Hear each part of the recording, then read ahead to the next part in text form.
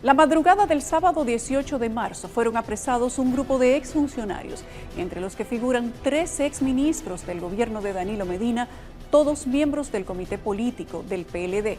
Fueron detenidos en un operativo en donde se llevaron a cabo allanamientos en el Distrito Nacional, Santo Domingo, La Romana y San Pedro de Macorís. El caso, denominado Operación Calamar, señala a una supuesta red mafiosa de estafa al Estado Dominicano por más de 19 mil millones de pesos. Esto conforme a las declaraciones del Ministerio Público. La investigación contra el exministro de Hacienda, Donald Guerrero, detenido junto a los de Obras Públicas y Administrativo de la Presidencia, Gonzalo Castillo y José Ramón Peralta, se inició a principios del 2021, cuando la Procuraduría inició los interrogatorios a los exfuncionarios.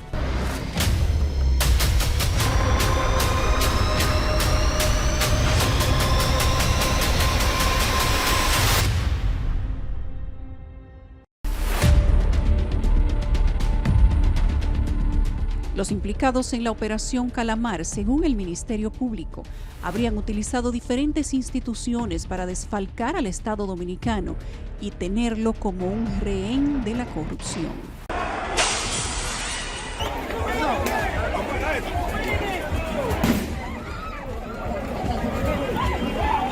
Los legisladores fuimos a que esta justicia llamada independiente nos recibiera para que lo implicara a los legisladores. ¿Por qué? ¿Por qué es ciega? ¿Por qué es ciega ante la denuncia? ¿Por qué es ciega ante la denuncia de un gobierno legítimo? Porque ya creo que esto es un atropello a los políticos, la parte política, a nuestros compañeros de nuestro partido, pero no importa. Aquí estamos. La situación que se dio allí, yo espero que no se dé jamás. ¿Qué papel jugaron los imputados, según el expediente? Ángel Donald Guerrero, exministro de Hacienda, y de hoy creó un plan criminal para extraer fondos del Estado en su provecho personal y para el financiamiento de las elecciones internas.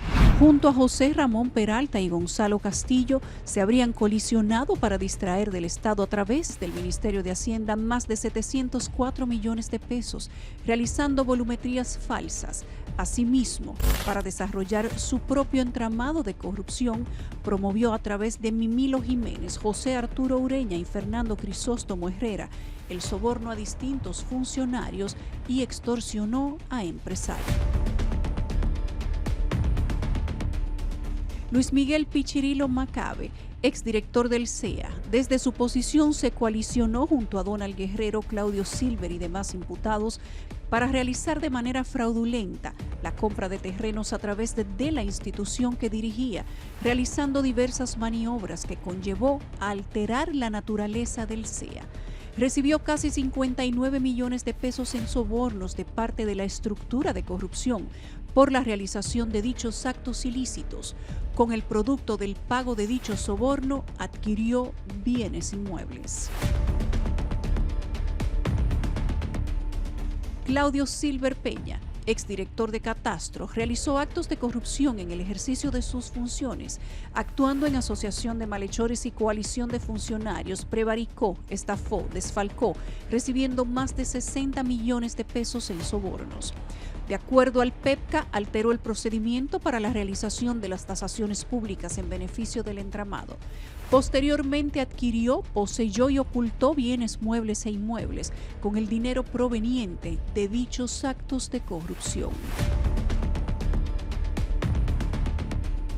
Omar Daniel Caamaño Santana, excontralor, de acuerdo con el documento, prevaricó y realizó actos dolosos continuos e incompatibles con sus funciones, utilizando la autorización de pago basado en cesiones de crédito. Se coalicionó con los funcionarios imputados.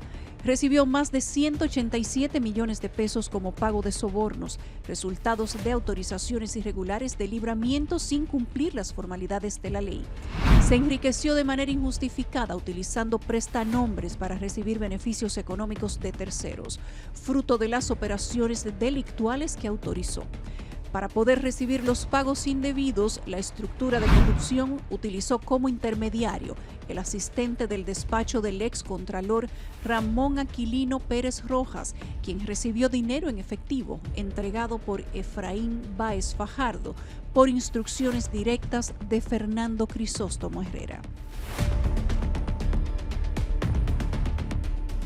Andrés Guerrero, excontralor del Banco de Reservas. El documento establece que violentó todas las reglamentaciones y su condición de sujeto obligado para utilizar el Banco de Reservas como una especie de dispensador de efectivo de la estructura.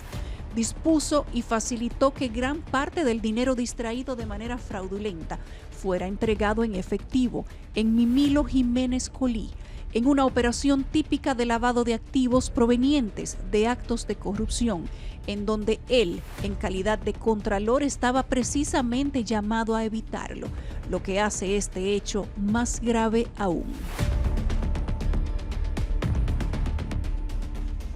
Oscar Arturo Chalas Guerrero y Julián Omar Fernández Figueroa, exdirectores de casino y juegos de azar, participaron de forma activa en el programa o el proyecto, el cual consistía en el cobro ilegal de una mensualidad en las bancas de lotería, bancas deportivas y los colmados que tenían tragamonedas, en coordinación con la alta gerencia del Ministerio de Hacienda, encabezada por Donald Guerrero Ortiz, por lo que recibieron grandes sumas de dinero en soborno, siendo aproximadamente 2 millones de pesos mensuales. Ángel Loco Armella. Según la solicitud de medida de coerción, el abogado se habría asociado con Alejandro Constanzo, Antonio Mercedes, Pedro María Veras, Fernando Crisóstomo y Álvaro Jiménez Crisóstomo, quienes junto a Donald Guerrero y Claudio Silver, así como con otros funcionarios públicos, realizaron de manera fraudulenta procesos de compra y pagos de terrenos expropiados a través de bienes nacionales y el SEA. Con dichos actos ilícitos desfalcaron y estafaron al Estado Dominicano. Para la comisión de estos actos ilícitos, utilizaron prestanombres y testaferros para recibir el dinero producto de estos. Entre ellos, Joar Emil Ortiz Hernández, Ángel Gilberto Locuar Cruz y Ángel George Locuar Cruz, estos dos últimos hijos del imputado, así como su oficina de abogados Ángel Locuar y Asociados y el imputado Agustín Mejía Ávila. Loco Armella colocó bienes en el mercado financiero, productos de actos ilícitos, a través de certificados financieros de cientos de millones de pesos, comprometiendo su responsabilidad penal y la de su firma de abogados. Con ese documento se han buscado 8 resoluciones en contra de más de 200 ciudadanos. 8 resoluciones judiciales basadas en un documento que llevo un año diciendo, que dicen los auditores, que dice el contralor en instancias judiciales, que es de mero trámite. ¿Ustedes se imaginan en qué país del mundo, con un acto borrador de mero trámite, se va donde un juez a buscar medidas contra los ciudadanos y a trabarle a los ciudadanos oposiciones? Ni siquiera en Haití. Además de funcionarios, empresarios y abogados, en el expediente figuran supuestos sucesores. Marcial Reyes, supuesto sucesor de Generosa Reyes, según el documento se asoció con la estructura de corrupción para estafar al Estado Dominicano, reclamando el pago de una porción de los terrenos expropiados en donde se encuentra el Aeropuerto Internacional de las Américas, alegando la representación de personas fallecidas, falsificando y haciendo uso de documentos falsos para ceder en su nombre, sin tener calidad ni poder de representación, sumas millonarias del dinero público a favor de la estructura criminal utilizada por Donald Guerrero Ortiz para adueñarse de parte del dinero que desde el Ministerio de Hacienda era pagado por concepto de expropiaciones.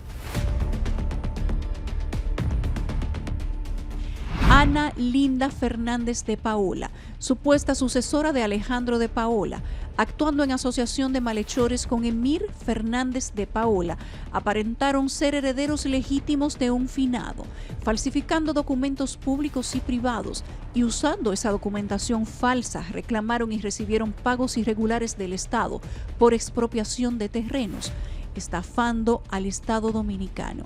Con el dinero obtenido de manera fraudulenta, adquirieron bienes muebles e inmuebles, incurriendo en lavado de activos. El Ministerio Público ha depositado la solicitud de medida de coerción de este proceso. Un proceso que se ha desarrollado con una investigación que ha asumido altos estándares internacionales en todo lo que ha sido la recolección de la prueba.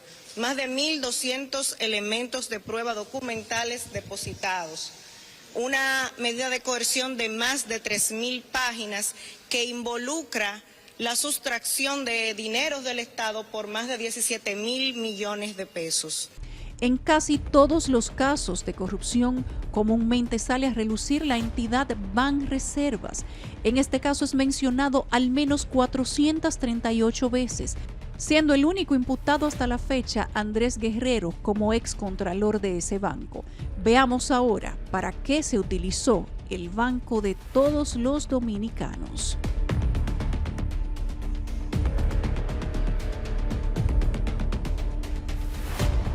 Uno de los mecanismos utilizados para presuntamente captar dinero para las precampañas y campañas del 2020 del PLD, específicamente para su aspirante a la presidencia Gonzalo Castillo, José Ramón Peralta se reunió con uno de los principales constructores del Estado Dominicano, el ingeniero Bolívar Ventura, en una cita concertada a través del exdirector de la UISOE, Francisco Pagán, debido a que el Estado le debía al ingeniero. Supuestamente Peralta le dijo que debía hacer un aporte para la campaña y a cambio le pagarían algunas de las deudas que el Estado tenía con él, y que para fines de coordinar los pagos debía ir directamente donde el ministro de Hacienda, Guerrero Ortiz. Bolívar Ventura indicó que podía dar 200 millones de pesos. Tras la insistencia de Donald Guerrero, según establece el Ministerio Público, el ingeniero dijo que entonces entregaría 500 millones de pesos, que finalmente subió a un poco más de 527 millones. Para lograrlo consiguieron que el implicado en el caso, Víctor Encarnación Montero, director técnico de la UISOE, realizara volumetrías falsas de obras, incluso de obras ya cerradas que habían sido realizadas por las empresas de Bolívar Ventura.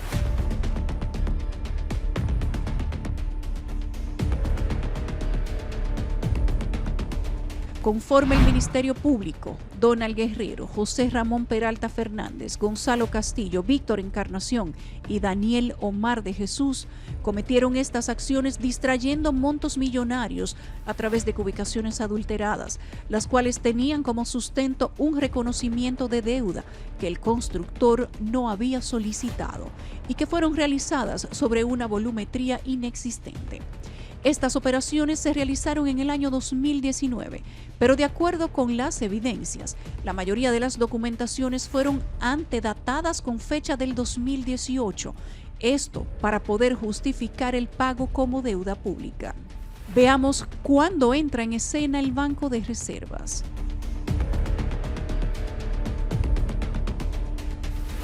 Según el PEPCA, debido a que Donald Guerrero Ortiz y José Ramón Peralta solicitaron cientos de millones de pesos a Bolívar Ventura, este les indicó que no era posible mover esas cantidades de efectivo por la ley de lavado de activos.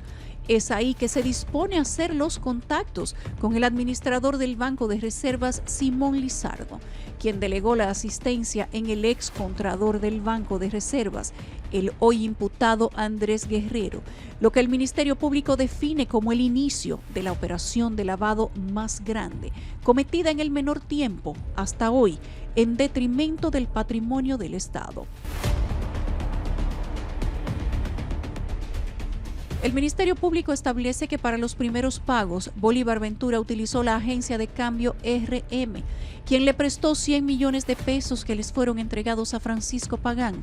De dicho monto, el exdirector de la UISOE le entregó a José Ramón Peralta en su oficina del Palacio Nacional Dominicano 50 millones de pesos en efectivo y posteriormente entregó la misma cantidad también en efectivo a Donald Guerrero Ortiz en su despacho del Ministerio de Hacienda. Tras los pagos en efectivo, Francisco Pagán informó a Bolívar Ventura que sería contactado para ejecutar las entregas inmediatamente, iba recibiendo los pagos de lo debido por UISOE. por lo que Andrés Guerrero, quien en ese momento era el contralor del Banco de Reservas, le envió un mensaje a Bolívar Ventura para coordinar el canje de cheques y entrega de dinero en la sucursal del Banco de Reservas, el cual era utilizado por el entramado de corrupción como una especie de caja chica de la estructura.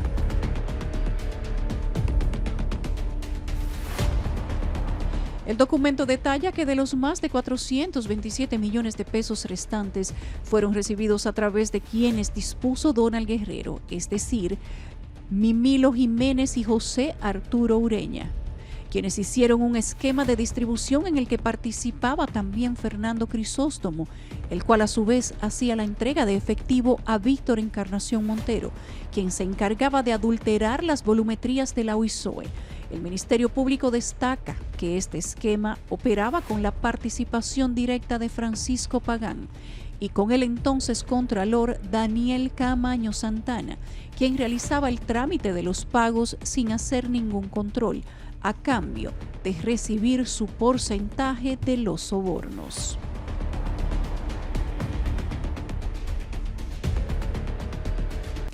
Luego de entregada la suma millonaria, Francisco Pagán, por requerimiento de Donald Guerrero, volvió a solicitarle al ingeniero Bolívar Ventura más recursos económicos y ante la negativa del mismo, justificado en el hecho de que estaba prácticamente en estado de quiebra, le plantearon que buscarían un formato en el que no lo perjudicaran financieramente, que no se preocupara, y efectivamente se dio continuidad a la modalidad de adulterar las cubicaciones.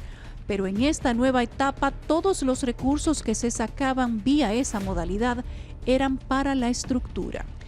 El documento establece que el plan criminal materializado por Peralta y Guerrero Ortiz para beneficiar a la campaña política de Castillo Terrero utilizó las empresas de Bolívar Ventura, las cuales fueron beneficiadas con decenas de libramientos, mediante los cuales le fue liberado desde el Ministerio de Hacienda pagos de más de 2.185 millones de pesos, asumido como deuda administrativa, obligación del Tesoro de la República Dominicana, de los cuales el ingeniero Ventura entregó a la estructura 1.231 millones de pesos.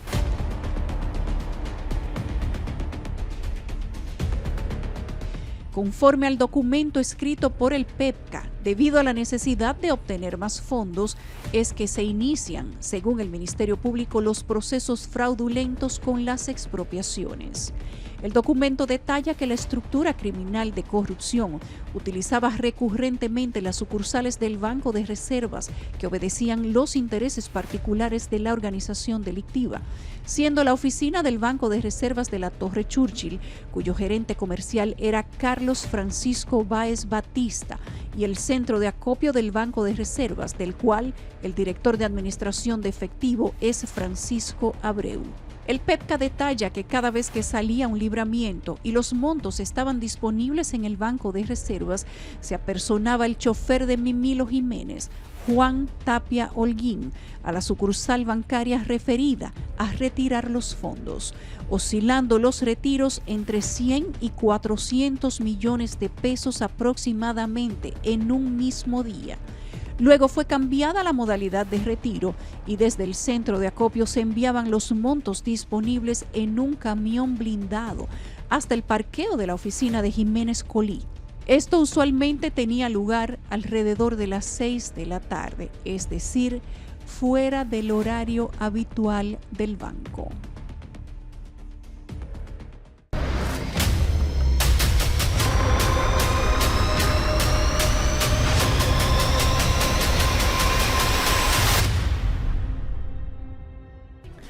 El Ministerio Público indicó que a los arrestados en Calamar se les acusa de manera preliminar de asociación de malhechores, desfalco, coalición de funcionarios, falsificación de documentos públicos y privados, soborno y financiamiento ilícito de campaña a una escala sin precedente. Además de esto, lavado de activos, entre otros, que dice el Ministerio Público afectó a instituciones como el Ministerio de Hacienda, el Consejo Estatal del Azúcar, la Contraloría, Catastro Nacional, Bienes Nacionales y la UISOE, entre algunas otras. Recordemos que el Ministerio Público sustenta la instancia de solicitud de allanamiento contra los implicados en el caso Calamar en testimonios e interrogatorios realizados a al menos 7 personas. Una de estas es Francisco Pagán, exdirector de la UISOE, implicado en el caso Antipulpo. Con su testimonio en el caso Calamar, el Ministerio Público alega que comprobaron cómo se orquestó toda una estructura de corrupción y cómo fue la operatividad de la misma. También señalan que con sus declaraciones se conoció cómo fue el mecanismo utilizado para entregar parte del dinero. También están otras declaraciones claves como la de Ramón Emilio Jiménez Colí, alias Mimilo, Bolívar Antonio Ventura y de igual forma José Melchor González Calderón, entre otros. Gracias por acompañarnos hasta el final. Recuerden hacernos llegar sus denuncias por las vías de comunicación que hemos habilitado para ustedes. Que tengan buenas noches.